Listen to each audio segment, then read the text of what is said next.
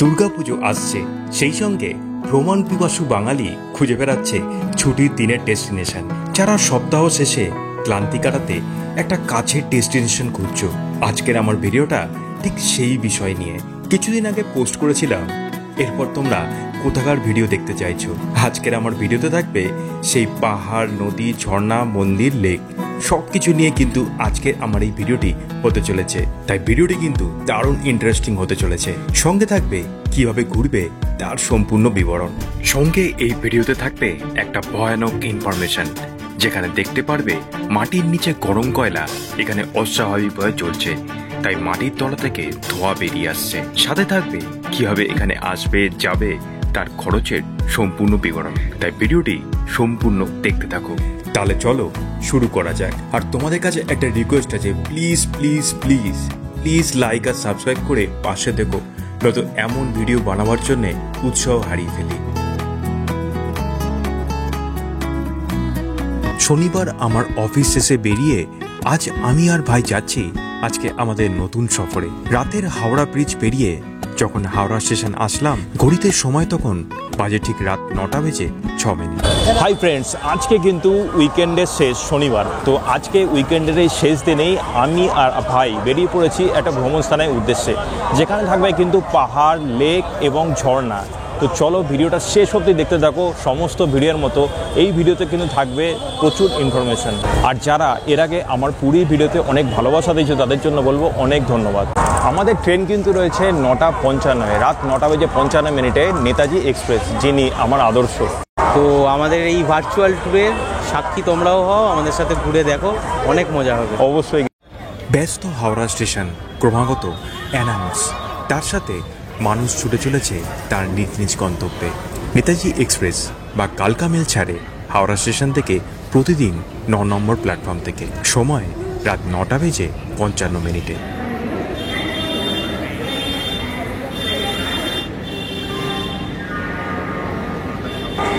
তো আমাদের ট্রেন কিন্তু এখন দিয়ে দিয়েছে 9:55 ট্রেন, এখন বাজে 9:25। ট্রেন কিন্তু চলে এসছে, তো এবার আমরা ট্রেন ধরে নেব।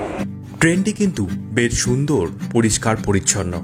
ট্রেন থেকে উঠতেই দেখলাম এখানে কিন্তু হ্যান্ড ওয়াশের ব্যবস্থাও স্লিপার কামরাতেও রয়েছে। আমাদের সিট ছিল S6 কোচের আপার বার্থে। ট্রেন ছেড়ে দিল ঘড়ি ধরে একদম সঠিক টাইমে। এই ট্রেন যাবে সেই সুদূর কালকা। লম্বা সফরের ট্রেন, তাই এর সার্ভিসও খুবই ভালো। হাওড়া থেকে এই ট্রেন প্রতিদিনই কিন্তু রাত 9:55 ছাড়ে। ট্রেন কিন্তু এখন ছেড়ে দিয়েছে কারেক্ট টাইমেই। 9:55 টাইম ছিল, আর 9:55 কিন্তু ট্রেন ছেড়ে দিয়েছে। আমাদের স্লিপার ক্লাস কামরা আর 27 নম্বর, মানে একদম উপরে কিন্তু আমাদের সিট। তো আপার সিটে আমরা এখন শুয়ে পড়বো। আর রাত্রি 15টার সময় কিন্তু ট্রেন পৌঁছে যাবে আমাদের স্টেশনে। তো চলো দেখতে দেখো কোথায় আমরা যাব। এই নেতাজি এক্সপ্রেসে কিন্তু হাওড়া কালকা মেল, এটি প্রতিদিন কিন্তু রাত্রি 9:55 হাওড়া থেকে ছাড়ে। জন্মাষ্টমী থাকায় আজ পুরোপুরি নিরামিষ আমাদের, তাই রাতের ডিনার সারলাম রুটি আর আলুর দম দিয়ে। রাতে খেয়েই আমরা ঘুম দিলাম। রাতের নীরবতা ভেঙে অন্ধকারের বুক চিরে ট্রেন ছুটে চলেছে এখন ধানবাদ স্টেশনের দিকে। ঘড়িতে এখন বাজে 1:55। আমাদের ট্রেন কিন্তু পৌঁছে গেল এই মুহূর্তে ধানবাদ জংশন। তো অলরেডি 10 মিনিট কিন্তু ট্রেন লেট। এবার আমরা যাব রিটায়ারিং রুমের দিকে, কারণ রাতটা আমরা রিটায়ারিং রুমেই কাটাবো। তো চলো। এখন রাত 2টা বাজলেও স্টেশন চত্বর দেখে বোঝা দেয় যে এখন গভীর রাত। তবে রিটায়ারিং রুম যাওয়ার দিকে সব ফাঁকা। সবাই আসলে এই মুহূর্তে এখন ঘুমের দেশে আর কি। এখন আমরা কিন্তু ফাইনালি পৌঁছে গেছি রিটায়ারিং। তো এখানেই আমরা থাকবো, দেখে নেবো রুমটা কিরকম পড়ছে। আর এই হচ্ছে ফ্লোরটা, এই হচ্ছে আমাদের রিটায়ারিং রুম। তো 70 টাকায় বলবো এইটুকুই হচ্ছে ব্যবস্থা করেছে। 2টো সিট রয়েছে, খালি চাদরটা পাইনি অনেক চেয়েও। আর অনেক রাত্রিও হয়ে গেছে, মোটামুটি 2টো, তার জন্য বেশি কিছু বলাও যায়নি, কারণ অলরেডি সবাই ঘুমাচ্ছে। আর 2টো বালিশ আর 2টো বসার জায়গা রয়েছে, টেবিল রয়েছে। আর এটা হচ্ছে বাথরুম। বাথরুমটা মোটামুটি পরিষ্কার, মোটামুটি খারাপ না, ঠিক আছে। 70 টাকায় ভাই এনাফ। আমি বলবো তোমরা যারা ফ্যামিলি নিয়ে আসবে, যারা ব্যাচেলার তাদের জন্য ঠিক আছে, ডরমেটারি রুম নিয়েছিলাম আমি। তবে তোমরা যদি ফ্যামিলি নিয়ে আসো তাহলে কিন্তু এসি রুম বুক করতে পারো। এসি রুমের জন্য কিন্তু 400 টাকা হচ্ছে 24 ঘন্টা ভাড়া। আর 12 ঘন্টার জন্য 200 টাকা। ঠিক সেরকমভাবে নন এসি রুমের জন্য কিন্তু 200 টাকা 24 ঘন্টার ভাড়া। আর আমরা এখন রয়েছি কিন্তু ডরমিটারি রুমে, যেটা মাত্র 70 টাকায়। তো দুজনে আমরা 140 টাকায় আজকে রাত কাটাবো। চলো তাহলে গুড নাইট, এখন শুয়ে পড়লাম, সকালে তোমাদের সাথে দেখা হচ্ছে। তো আমরা এখন কিন্তু এবার রেলওয়ে রিটার্নিং রুম থেকে বেরিয়ে পড়লাম। এবার সামনে গিয়ে কিছু খেয়ে দিয়ে অটো ধরবো।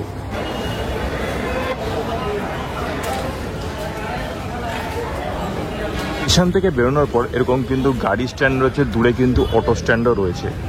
আমরা কিছু খেয়ে নেবো, তারপর কিন্তু অটো বা গাড়ি ভাড়া করে নেবো। তো এখানে এখন সকালবেলা ব্রেকফাস্টটা করে নিচ্ছি। আমি নিয়েছি কিন্তু ইডলি, আর ভাই নিচ্ছে হচ্ছে লিট্টি। ইডলি নিয়েছে 20 টাকা দাম, আর লিট্টি নিয়েছে 30 টাকা। খেতে মোটামুটি ভালোই ছিল। সকালবেলা কচুরি খেয়ে জার্নি করাচ্ছে, এইগুলো খেয়ে জার্নি করাটাই আমার মনে হয় বেটার। তো চলো খাওয়া দাওয়া করে নিয়ে এরপর অটো ধরবো। ধানবাদ স্টেশন নামার পর কিন্তু এখান থেকে অটো এবং সুইফট গাড়ি তোমরা পেয়ে যাবে। আর সুইফট গাড়ি কিন্তু ভাড়া পড়ে মোটামুটি 2500 টাকা, আর অটোতে দেখে নিই কত টাকা পড়ছে। বলছে 2000 টাকা, বাট আমরা কিন্তু 1000 থেকে 1500 টাকা বাজেট নিয়ে এসেছি। তো দেখা যাক, চলো। অটো বুক করে নিলাম আমরা স্টেশন থেকেই। এরপর আমাদের যাত্রা শুরু করলাম সকাল 8টায়। দেশের বৃহত্তম কয়লা উৎপাদনকারী রাজ্যের শহর ধানবাদের ঝাঁ চকচকে রাস্তা, দুপাশে সাজানো গাছ। দারুণ লাগছে আজকে নতুন জায়গার সকাল আমাদের। ধানবাদ স্টেশন থেকে এবার আমরা বেরিয়ে পড়েছি। এখান থেকে আমরা 5টি জায়গা কিন্তু ভ্রমণ করব। তো চলো দেখতে থাকো কোন কোন জায়গা কীভাবে আমরা যাচ্ছি, আর কোথায় কোথায় এক্সট্রা যদি কোনো টাকা লাগে সেই তথ্য কিন্তু তোমরা দেখতে পেয়ে। কাল রাতে আমাদের এখানে এসে রাত্রি যাপন করে আজকে ধানবাদ সম্পূর্ণ ভ্রমণের কারণ হলো পুরোটা ঘুরে কমপ্লিট করা। আজকে আমাদের ধানবাদ সম্পূর্ণ ভ্রমণে থাকছে উশ্রী ওয়াটারফলস, তোপচাচি লেক, মহানায়ক উত্তম কুমারের বাড়ি, Ramraj temple, Bhatinda waterfalls, coal mine mountain, Jharia coalfields. আমাদের আজ প্রথম গন্তব্য উশ্রী ওয়াটারফলস। উশ্রী ওয়াটারফলস যাওয়ার এই পথ অসাধারণ। চারিদিকে দৃশ্যপট এমনভাবে বদলাচ্ছে, মন ভালো হতে বাধ্য। কাল ছিলাম কোথায়, আর আজ এই অপরূপ প্রকৃতির মাঝে আমরা হারিয়ে গেছি। কালো পিচের রাস্তা, কখনো ক্ষেতের দূর থেকে উকি দিচ্ছে পাহাড়। এই পথ যত এগোতে থাকলো আরো সুন্দর হতে থাকলো আমাদের আশপাশের পরিবেশ। ক্যামেরা অনেক সময় বার করতে ভুলেই গেছি, বেশ কিছু সুন্দর দৃশ্য ক্যামেরাবন্দি করতে আমরা ভুলেই গেছি। সঙ্গে দেখা হয়ে গেল একটা সুন্দর নদীর সাথে।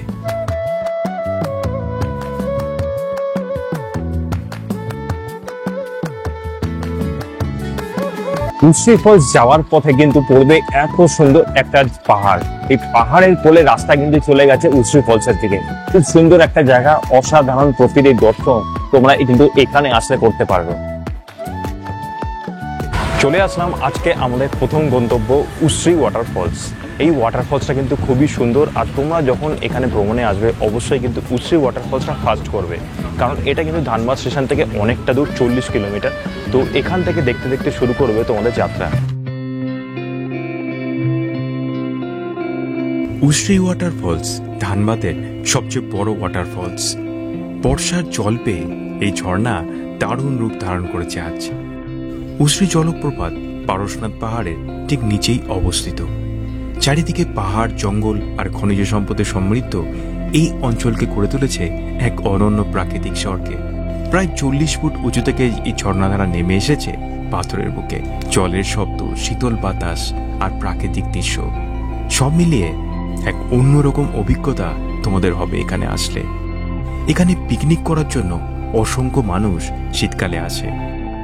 এখানে জলের ধারে বসে বন্ধু বা পরিবারের সঙ্গে কাটানো প্রতিটি মুহূর্ত যে কারো মনে আনন্দ এনে দেয়, আর সঙ্গে বয়ে নিয়ে যায় সোনালি স্মৃতির দিনগুলো।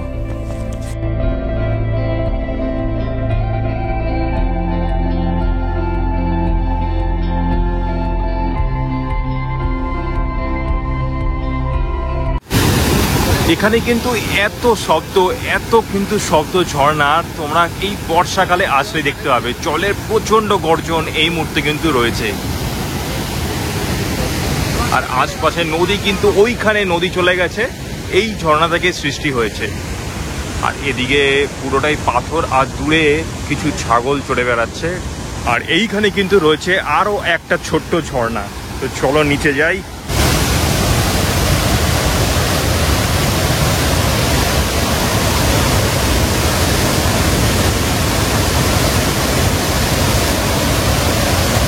এখানে চাইলে কিন্তু তোমরা স্নানও করতে পারো। এত সুন্দর একটা ওয়াটারফলস না দেখলে চোখের সামনে থেকে তোমরা ফিল করতে পারবে না। বর্ষার সময় কিন্তু আলাদাই একটা আনন্দ বা দেখার মজা কিন্তু এখানে পাবে।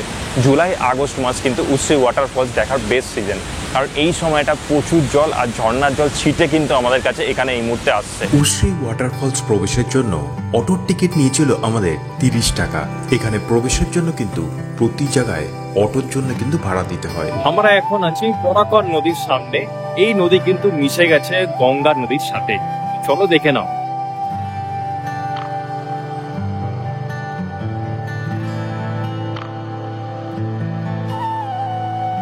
এইবার আমাদের পরবর্তী গন্তব্য তোপচাঁচি লেক, কিন্তু তার আগে দু চোখ ভরে পথের দুই ধারে সবুজ প্রকৃতি আর পাহাড় দেখে নিই।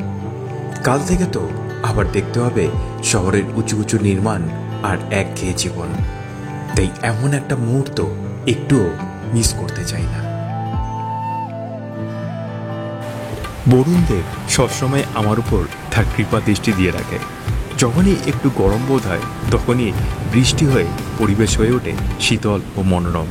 এর আগে তোমরা আমার বকখালির ভিডিও এবং দার্জিলিংয়ের ভিডিওতে সেটা তোমরা দেখতেই পেয়েছো। সকাল থেকে কিন্তু প্রচুর গরম ছিল, রৌদ্র ছিল, কিন্তু বাট কিছু কিছু জায়গায় এত ঠান্ডা হাওয়া দিচ্ছিল, গরম লাগছিল না। এরপর এখন বৃষ্টি হলো, আর বৃষ্টি হওয়ার পর কিন্তু আবহাওয়া খুবই ভালো হয়ে গেছে। মানে প্রচুর ঠান্ডা লাগছে, আরাম আছে, গরম লাগছে না। তো চলো এবার যাচ্ছি আমরা তোপচাঁচির দিকে। তোপচাঁচি লেক যাওয়ার আগে কিন্তু এই রাস্তাটা পড়ে, খুব সুন্দর জঙ্গল, পাহাড়ের সামনে জঙ্গল আর তার মাঝখানে কিন্তু এই রাস্তাটা খুব সুন্দর লাগবে তোমাদের। সামনেই দেখো পাহাড়। তোপচাঁচি লেক প্রবেশের পথ অসাধারণ। এই রাস্তা তোপচাঁচি যাওয়ার পথে তোমরা একবার হলেও ক্যামেরা বন্দি করতে চাইবে এর অপরূপ দৃশ্য। হালকা বৃষ্টি হওয়াতে পরিবেশ ও প্রকৃতি আরও বেশি সুন্দর ও মোহময় হয়ে উঠেছে এই মুহূর্তে। তোপচাঁচি প্রবেশের জন্য অটোতে লাগবে 50 টাকার টিকিট।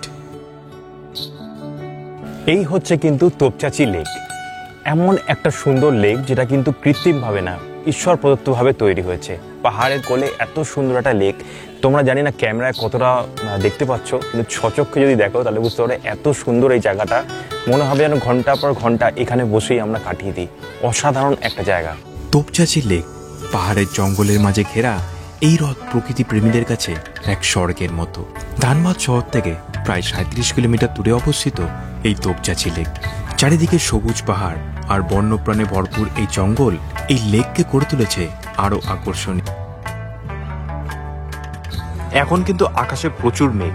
ওই দূরে যে সাদা মেঘের মতো অংশটা দেখছো, ওখানটা কিন্তু পরেশনাথ পাহাড়, আর ওখানে কিন্তু মন্দিরটা দেখা যায়। কিন্তু এখন এতটা মেঘ চারিদিকে আচ্ছন্ন যে পুরোটা দেখা যাচ্ছে না।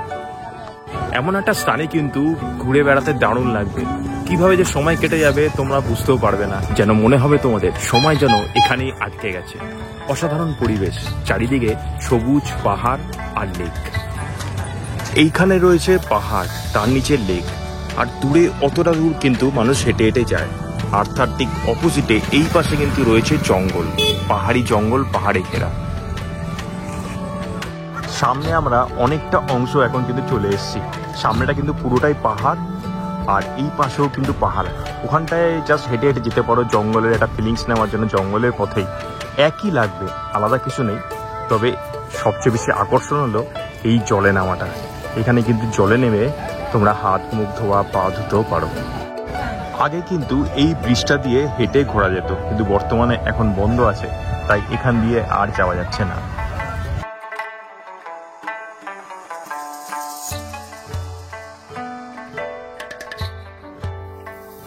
এইখানে বন্ধ থাকার কারণটা জানতে পারলাম, এখানে কিছুদিন আগে উপর থেকে ঝাঁপ মেরে একজন মারা গেছে। তার জন্য কিন্তু ঝাড়খণ্ড পুলিশ এখানে বন্ধ করে দিয়েছে।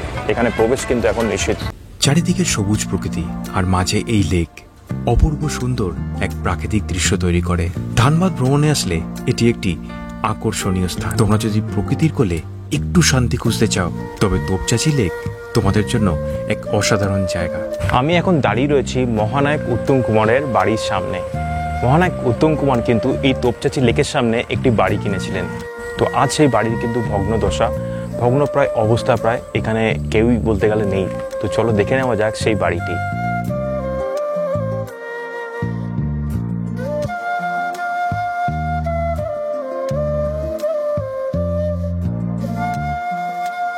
এই হলো মহানায়ক উত্তম কুমারের বাড়ি। বাড়িটি এখনো পর্যন্ত রং করা আছে দেখতে পাচ্ছি, আশেপাশে কিছু অংশ আবার ভেঙে গেছে। নিরিবিলি নিস্তব্ধ একটা পরিবেশের মধ্যে মহানায়ক একসময় এখানে বাড়ি নিয়েছিলেন। এখন বোধহয় কেউ আর আসে না, আশেপাশে কাউকে দেখতেও পাচ্ছি না যে জিজ্ঞেস করব যে এখানে কেউ থাকে কিনা। আজ এমন একটা বৃষ্টি ভেজা দিনে এখানে এসে কিন্তু দারুণ লাগছে। আর মহানায়ক উত্তম কুমারের যে বাড়ি এখানে ঝাড়খণ্ডে রয়েছে, মানে তথ্যচি লেকের সামনে, সেটাও আজকে নিজের সচক্ষে দেখতে পেরে খুবই ভালো লাগছে। এর ভেতরটা দরজা জানলা প্রায় ভেঙে গেছে দেখতে পাচ্ছি, কাঁচ টাচ ভাঙা হয়ে আছে। একটা জানলা রয়েছে, জানলার ভেতর খাট ফাট দেখতে পাচ্ছি কিছুটা।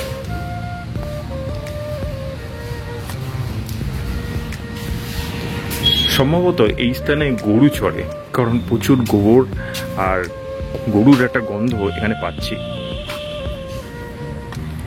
এখানটায় বোধহয় সম্ভবত একসময় বসার জন্য পার্ক মতো ছিল, কিন্তু এখন আর কিছুই নেই, সব ভাঙাচোরা অবস্থা।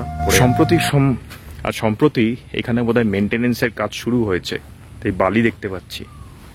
আর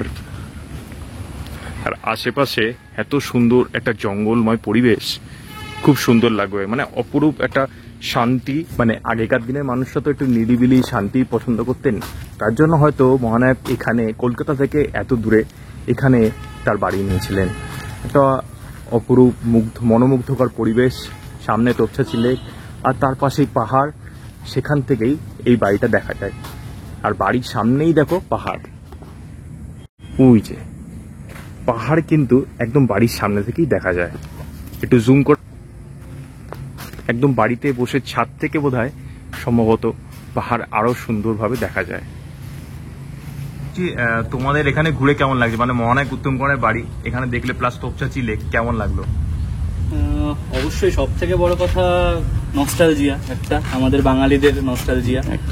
মহানায়ক উত্তম কুমার, তার বাড়িতে আমরা আসতে পেরেছি, তিনি যেখানে থেকেছেন, এত সুন্দর একটা জায়গা। আর তথ্যচি লেক সেটা তো রয়েছে সঙ্গে, ওটা তো মানে চেরি অন দ্য কেক একেবারে বলা যেতে পারে। এত সুন্দর একটা পরিবেশ, এত শান্ত একটা জায়গার মধ্যে একটা রোমাঞ্চকর একটা আমাদের অভিজ্ঞতা বলতে পারেন।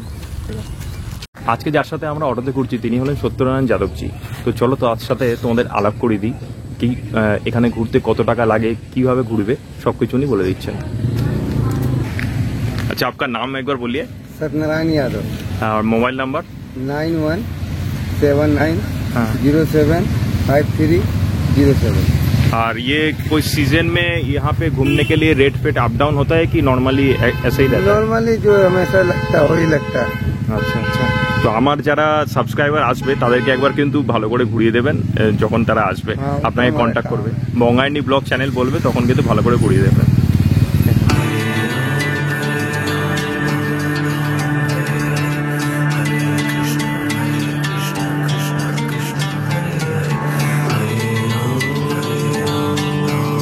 আমরা এখন রয়েছি রাম মন্দিরের সামনে, যেটি রামরাজ টেম্পল নামে এখানে পরিচিত। তো চলো রাম মন্দির দর্শন করে নেওয়া যাক এবার।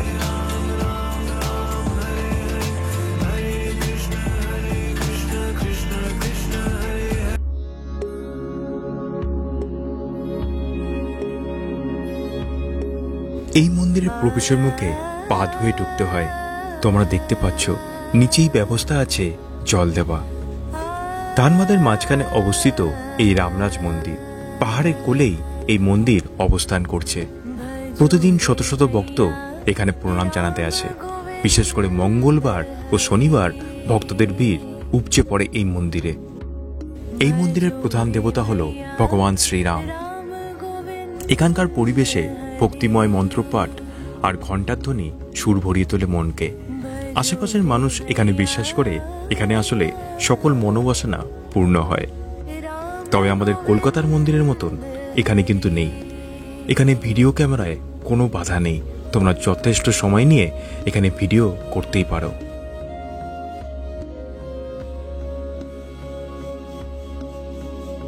এখানে ভগবানের প্রতিটি বিগ্রহ অসাধারণ।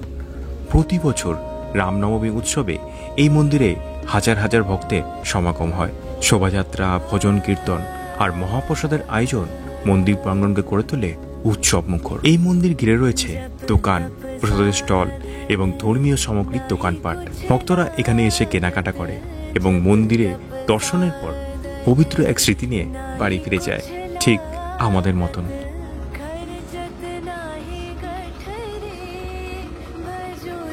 ধানবাদ ভ্রমণে আসলে কিন্তু অবশ্যই এই রামরাজ টেম্পল তোমরা কিন্তু দর্শন করো।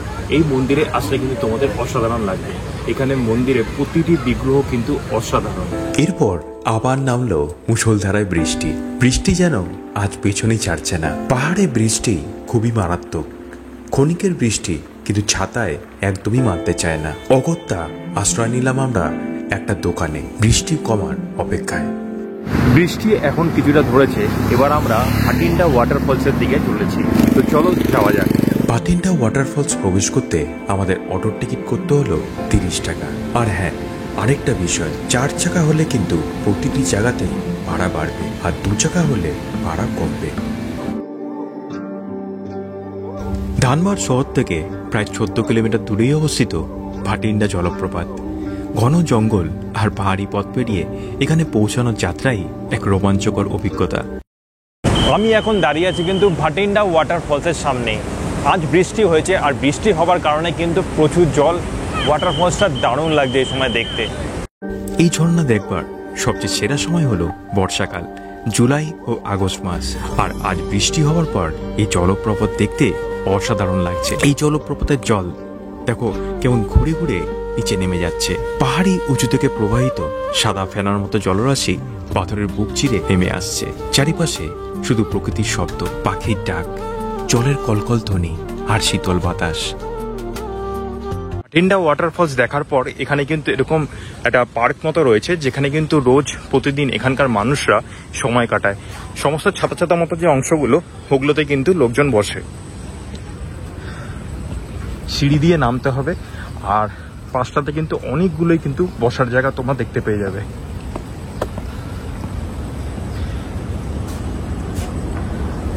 ছুটির একটা দিন কিন্তু এইভাবেই চলে আসো, দারুণ লাগবে। দারুণ একটা সময় কিন্তু আজ আমাদের কাটলো, মানে মেমোরেবল থেকে যাবে। আর এছাড়া আমার চ্যানেলে কিন্তু অনেক ভিডিও আছে, সেগুলো তোমরা দেখতে পারো। উইকেন্ড ট্যুর ফ্রম কলকাতাতে কোথায় কোথায় তোমরা যেতে পারো।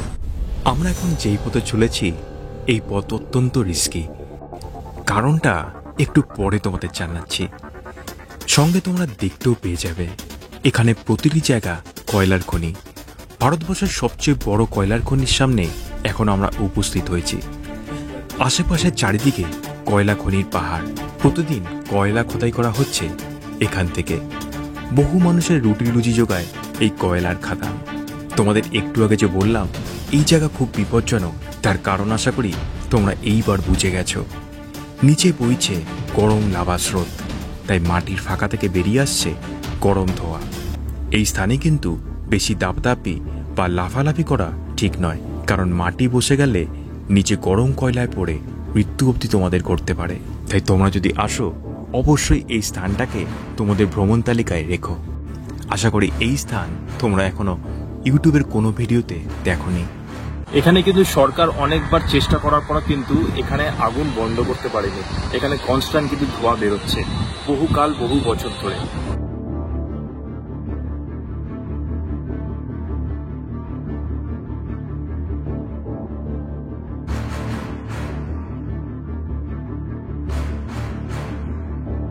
তোমরা যদি সত্যনারায়ণ যাদবজির সাথে এখানে আসো, তাহলে কিন্তু এই জায়গাটা তোমরা এক্সপ্লোর করতে পারবে। দারুণ একটা জায়গা, যেখানে কিন্তু মাটির তলা থেকে ক্রমশ কিন্তু অগ্নুৎপাতের মতো ধোঁয়া বেরোচ্ছে। কয়লা এখানে সব সময় চলছে। আমরা এখন চলে আসলাম ধানবাদ স্টেশন। তো ধানবাদ স্টেশন থেকে আজকে দুটোটার যে ট্যুরটা করলাম, আমাদের কিন্তু খরচা পড়লো 1700 টাকা।